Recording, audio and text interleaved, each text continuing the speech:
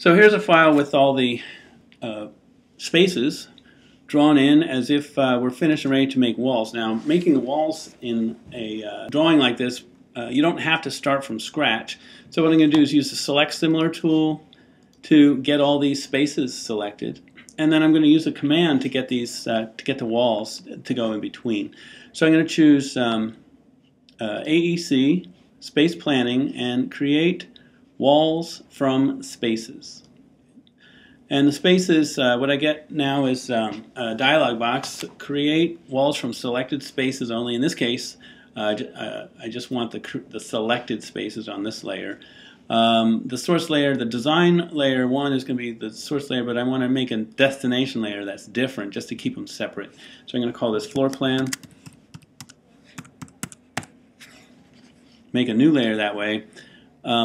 Place the exterior walls along the outside of spaces is probably a good thing, because that will that's probably showing each individual space in terms of the rooms rather than in terms of the building footprint. So I'll go on the outside.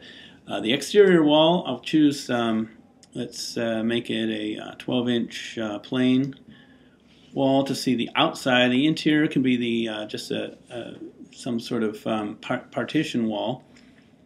Constrain walls to straight. Okay, all these are the rest of these selections are going to be good in this dialog box. We'll click OK. Takes a second, and what's going to happen is Vectorworks is calculating all of the walls and placing them into the second layer. Now, in order to see the floor plan by itself, I'm going to click in the visibility column for hidden for the design layer 1, and now I can see them.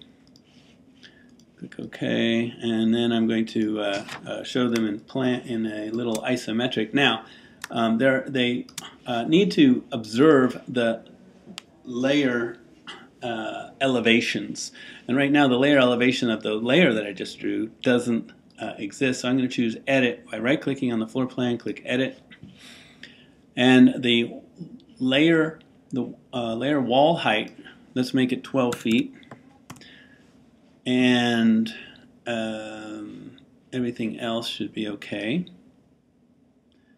Now these are now drawn. I'm still not seeing the outside walls have not been elevated, if you will, and the reason is I need to set the bounding box. I'm just going to reselect these again. What we need to do is bind the walls to the top and bottom. So here where it says bottom bound, I want to choose layer elevation, and for the top bound what I want is layer wall height. And there you go. You see that they are now observing the layer elevation, 0 for the elevation, and the layer height, wall height, which is 12 feet. And you can change that now. When you change this in the organization dialog box, they'll all change at once. Okay, I'll give it a little quick render, and this is ready for various more development, like penetrations, fenestration, doors, and other types of things. So there you have it.